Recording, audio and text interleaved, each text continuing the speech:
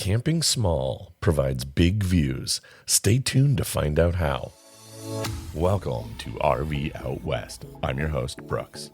My Family of Four's base camp is located in the beautiful Pacific Northwest, and our RV adventures radiate out from there. Please grab a mug of coffee and join us as we discuss RVing around the American West. From sweet camping spots, gear and equipment, to tips and tricks, we've got you covered. We are RV Out West. Hello, listeners. Before we jump right into this great conversation with Matt and Emily of Where's Wiseman, I wanted to give you a brief update about the show. Our 2024 podcast survey is live. This year, I'm asking you to help me build the show. I'm looking to receive your input about the current status of the show, the direction it is heading, and for you to share with me what you like and perhaps may not be your favorite things about the show. The survey will take about 5 to 10 minutes of your time, but you will be providing valuable feedback to me. I would greatly appreciate it if you took the time to complete the survey. By completing the survey, you will be entered to win a gift from Camper Alerts, RV Overnights, and RV Out West with a grand total of $80. This thank you gift includes 5 premium alerts from our friends and sponsor over at Camper Alerts with a value of up to $25.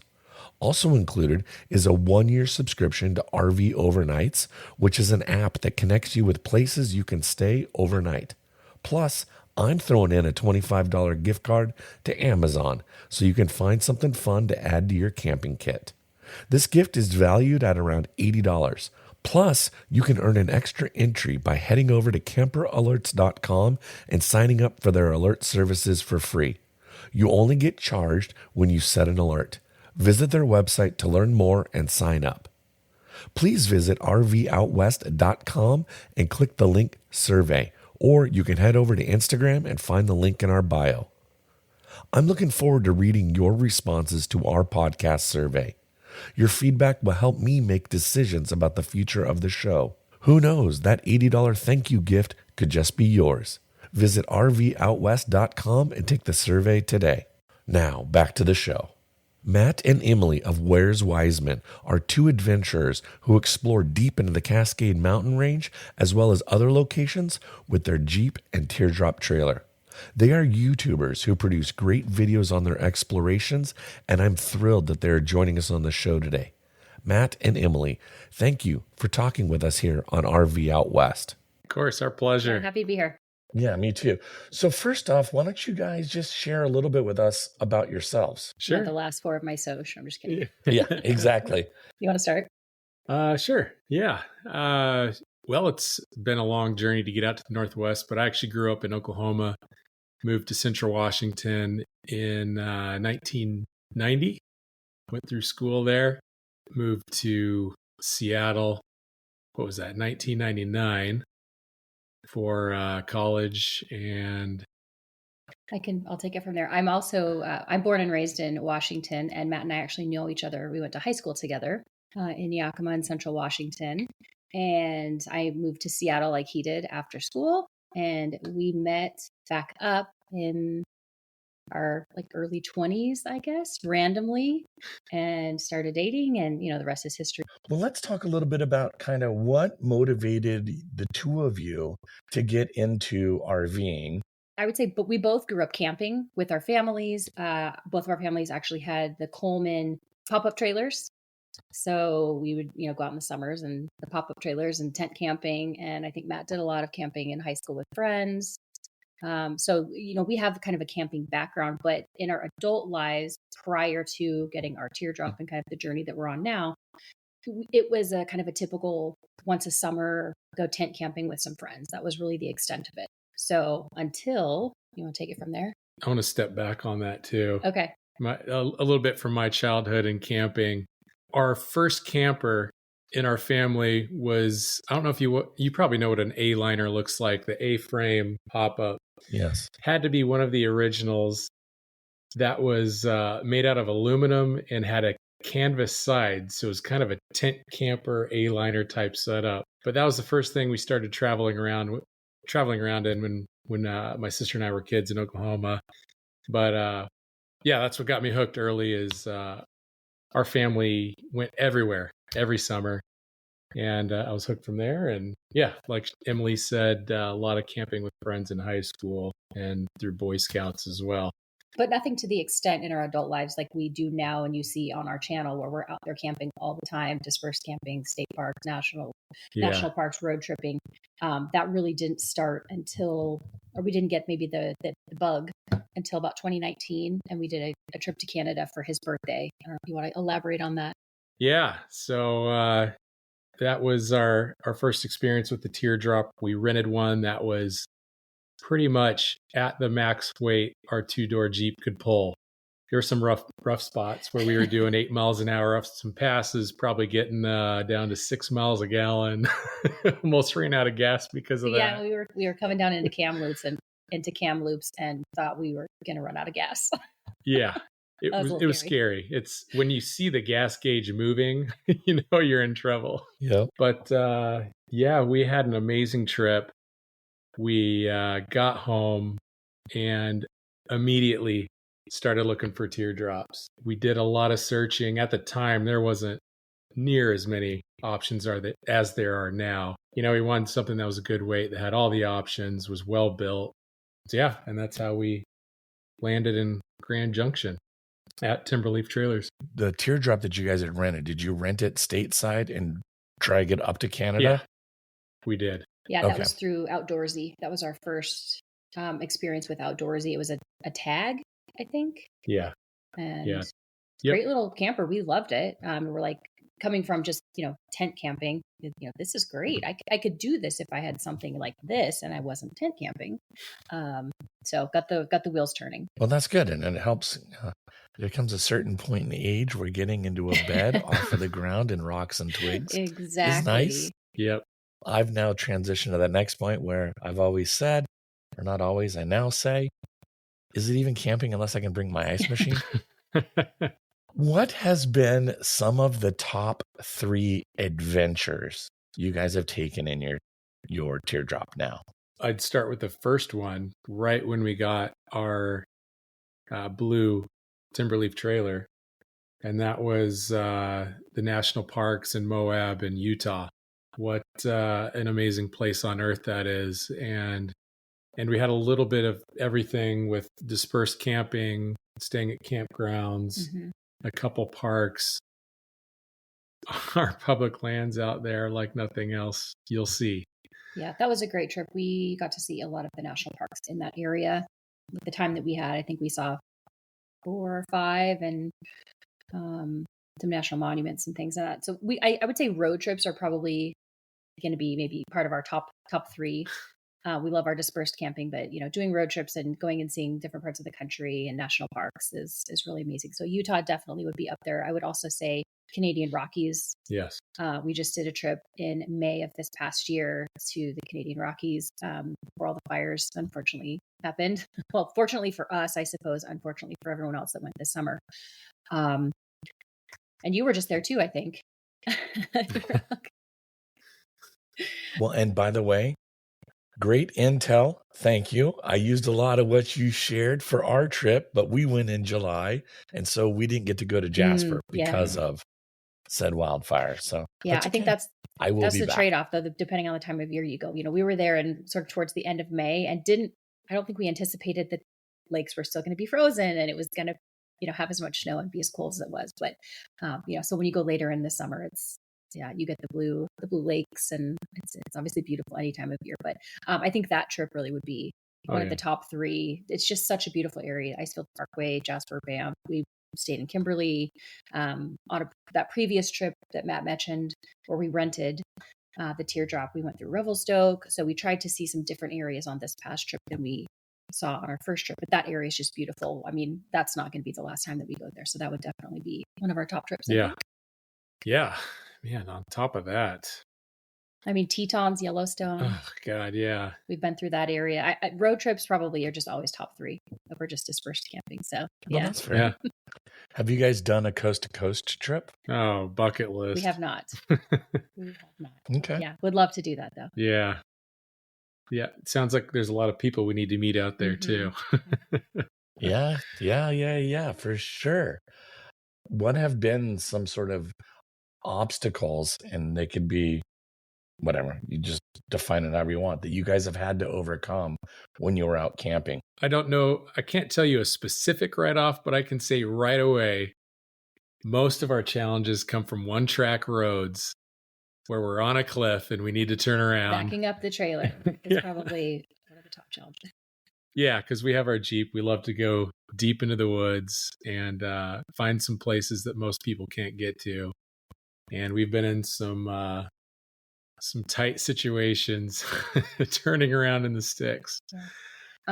We've had some comments on some of our videos where we show just backing up through bushes and trees or coming in the Jeep, and people are like, why didn't you just unhook it and turn it around? We're like, yeah, we could have, it just wouldn't have been as fun. So sometimes it's a situation where we absolutely could unhook, and the Jeep with the shorter wheelbase, we can turn it around and it would be fine, but sometimes it's just more fun to back it up.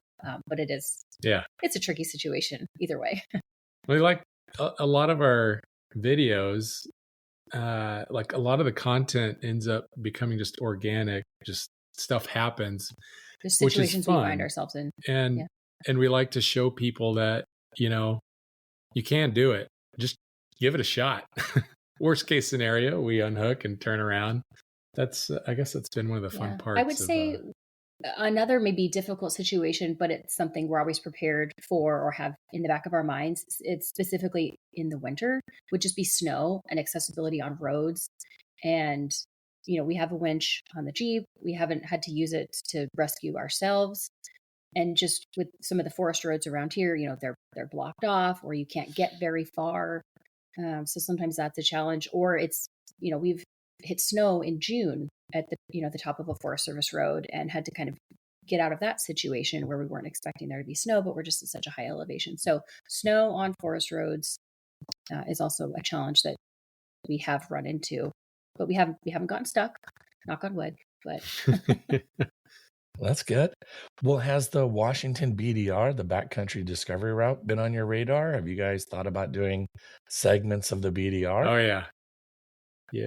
Have you done any, or is it maybe future ideas? I mean, we've put our tires on a couple sections. Yeah, that's we've been about up it. on the top of Bethel Ridge, so we've run that tiny little portion of it. But we do want to do the whole thing. Did you take the trailer, or were you guys just down on a day trip in the Jeep? We did take the trailer. We had the trailer. Yeah. Mm-hmm. Yeah. Okay. Yeah, that was a lot of fun. That was one of our first experiences getting off on some rougher trails with our first trailer. Mm-hmm. And man, yeah, we love it up there. But I think that's another bucket item for us. Yeah, definitely on the list. Doing the full trail. Mm-hmm. Nice. Okay. But where is a place that's kind of eluded the two of you that you've really wanted to go see, but whether it's time, work, whatever it's been, it just hasn't happened yet?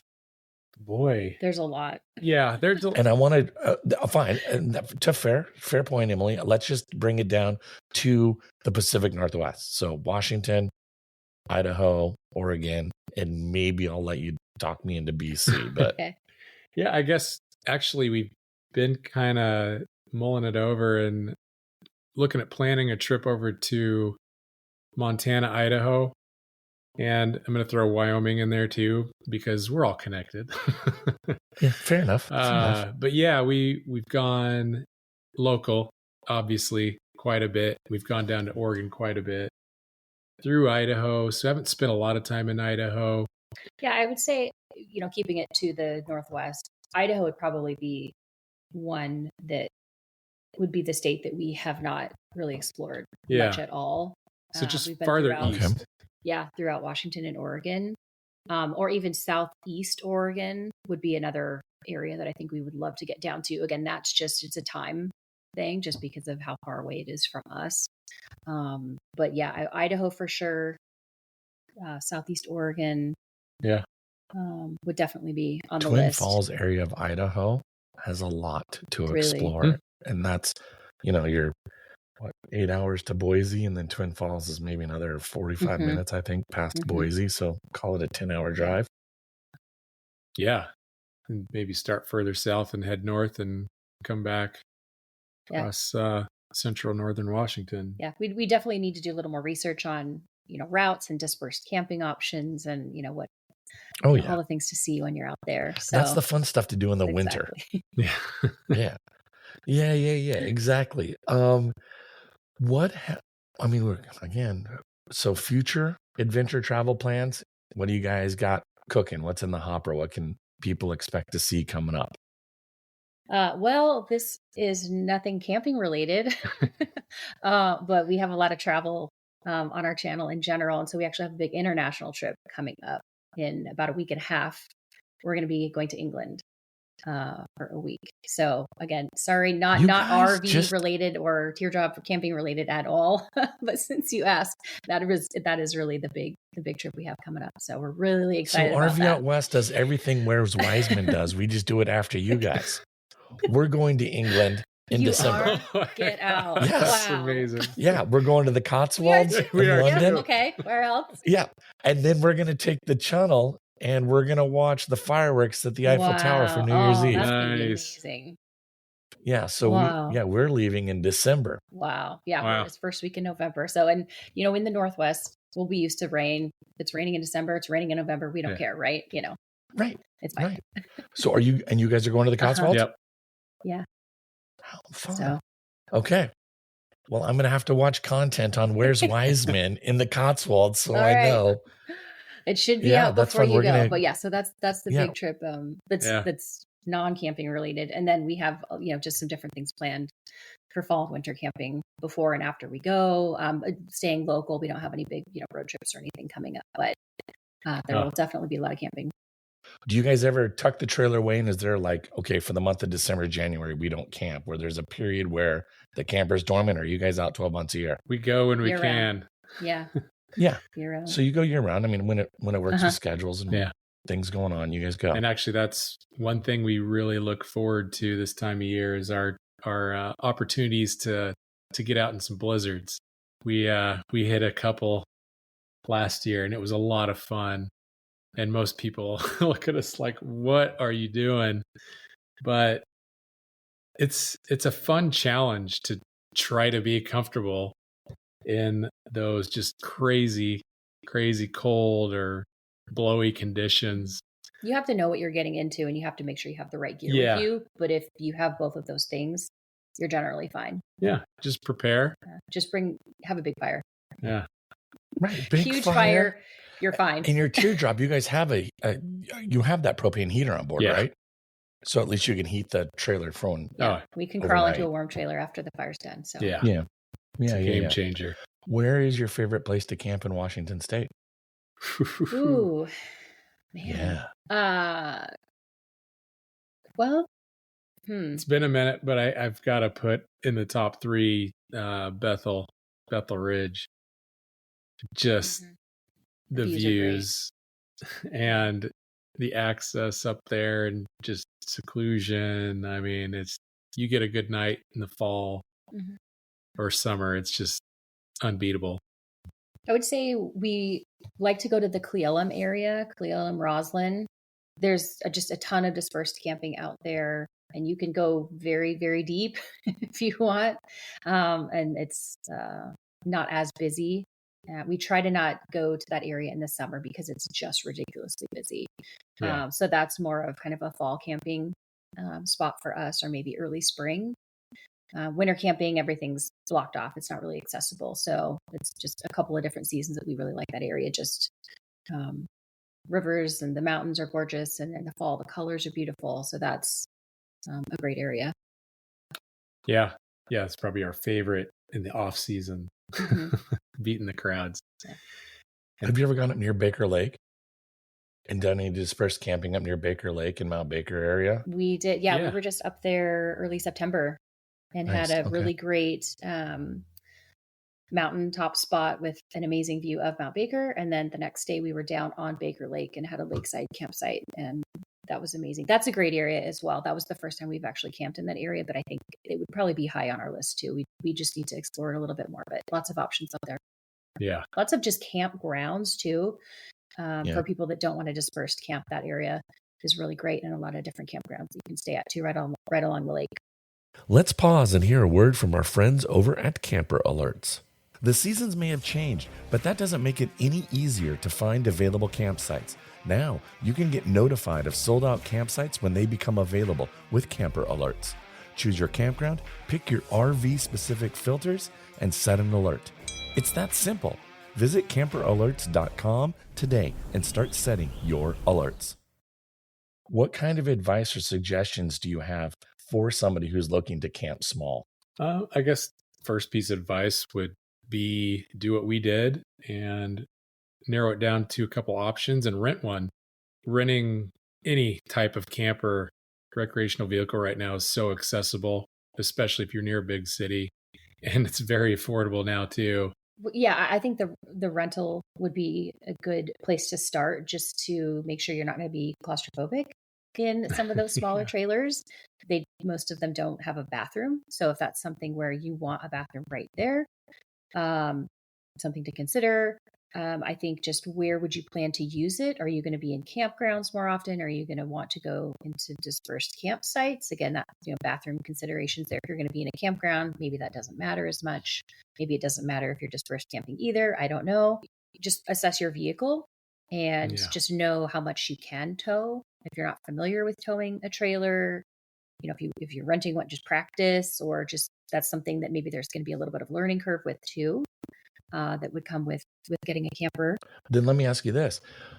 How do you guys find the places you go? I'm not asking you to tell me where you go, but kind of what are the tools and resources you're using to find places that you go? This is a great question because this is one of the most commented comments on YouTube. Yeah. But obviously you start at YouTube. You follow some people in your area, see where they're going. See if something looks familiar. You can kind of recognize maybe where they are, or if they mention an area, that'll give you kind of a starting point. Yeah, videos leave breadcrumbs. And if you just pay attention a little bit, you can find these spots.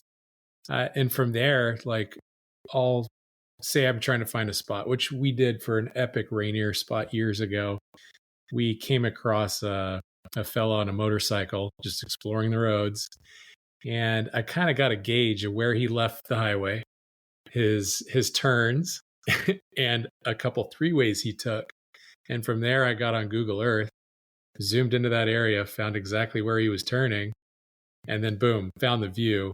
So yeah, YouTube, find the breadcrumbs, use the technology that's available that's free. So Google Earth is huge. The detail is amazing, and how you can get down to eye level to see the views. Right. So you can see what it's going to look like from your campsite. Yeah. And then go ahead. I was just going to finish up with from there, Gaia, Onyx, Google Maps. I mean, we use all these different resources, some paid, most not. It's not necessary to buy those memberships. It is handy to save all your adventures on there, but yeah, I would just say have some curiosity. If we're out driving, even if we're just on the interstate, and I know there's a forest road over there, I'll pull up just Google Maps on my phone and find that forest road, and I'll switch it over to satellite, and I'll just kind of look on that satellite view and just follow that forest road and see if I can see any clearings that might be a campsite or might have a fire ring. Sometimes you can actually see the fire rings, or if there's a vehicle there. That would be helpful. Yeah. So just Google Maps, and that's free. You don't even need some of those subscription services. So yeah, if you see a forest road when you're driving and you don't have the time to maybe go see what's at the end of that, look at the satellite and look at the topography too, because you're going to see, okay, that's a lot of switchbacks. That means you're going up really high.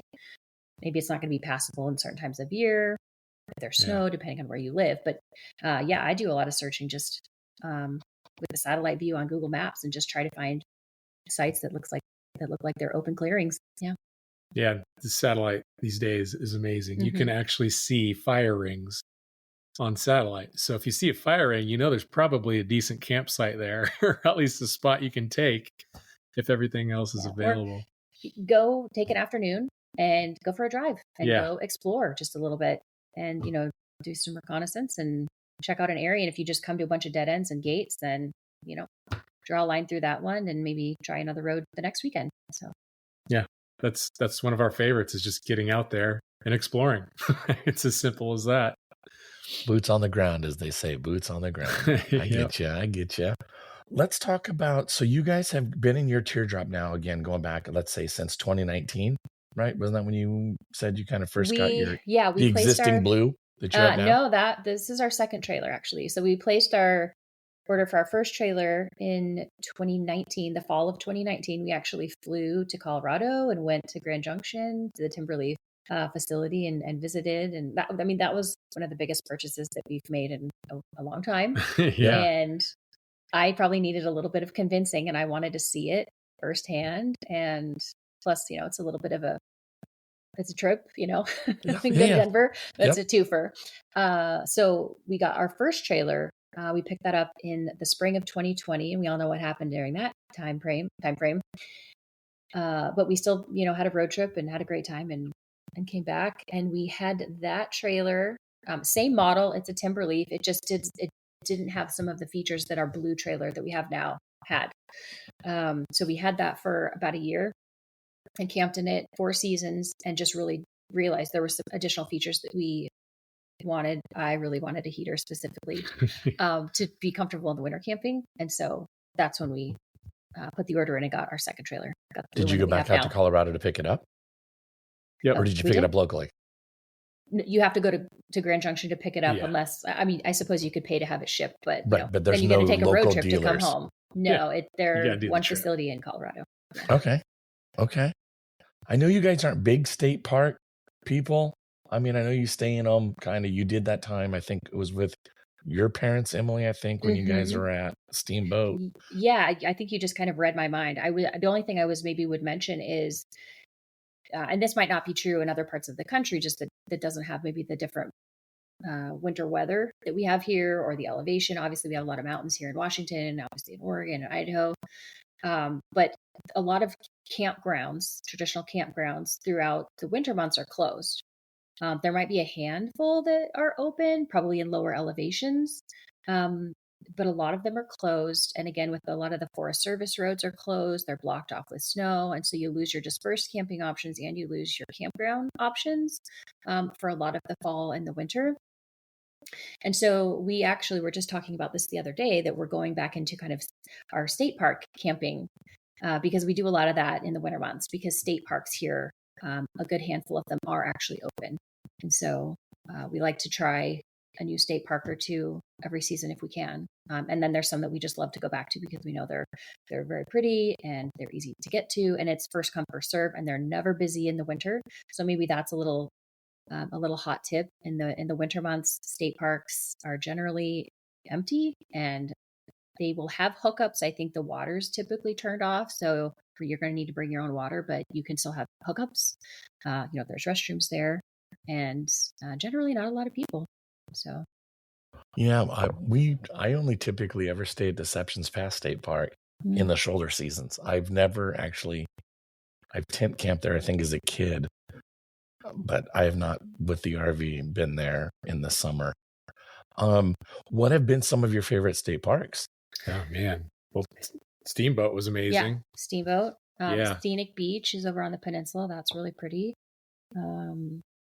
Claylock is one of our favorites as well. Unfortunately, is that a state park? I know that's actually, is that part of the national park? Yeah, it's part of the national park. But Razor, what's the one? Oh, that's the one up by Baker. Yeah. Have you guys done Cape Disappointment? Have not. It's on our list. It's on the list. Yeah, we have not gone down there. Yeah, and especially because since you guys don't need hookups, you can get some amazing sights right on the beach. Mm-hmm. I mean, all that's separating you is a piece of driftwood. Right. From the beach. Okay. So it's pretty cool. Move to the top of the list maybe then. Where can listeners learn more about Where's Wiseman? Where can they find you and follow along on your adventures? Well, the best place to find us is on YouTube, which we just passed 10,000 subscribers, which has been amazing. It's been quite a journey, and we're having a blast with that. And also Instagram. They are both at Where's Wiseman. We also have a website, where'swiseman.com. We have our cocktail recipes on that site. There you go. Nice. I like it. All right. Yeah. Gear recommendations, links to gear. Yeah. Well, Matt and Emily, thank you guys so much for coming on RV Out West. I really appreciate you taking the time out of your evening to join us. Thank you. Yeah. You're welcome. Thank you so much for having us. Appreciate it, Brooks. This was a blast. If you like this episode, please share it with your family and friends. I'd also like to invite you to follow RV Out West on Instagram and Facebook, where you can join in on the conversation. Please remember to head over to rvoutwest.com to participate in our podcast survey and be entered to win that $80 thank you gift. It would mean a lot to me. Thank you again for listening to RV Out West. I sincerely appreciate it. In next week's episode, an old friend and groomsman of mine joins us on the show. Pitmaster Forrest does a big knowledge dump as we talk about all things smoking meats. As you know, typically twice a year, we schlep a smoker to the campground and have a huge meat fest. Forrest will share tips and tricks and ways to successfully prepare and smoke different cuts of meat.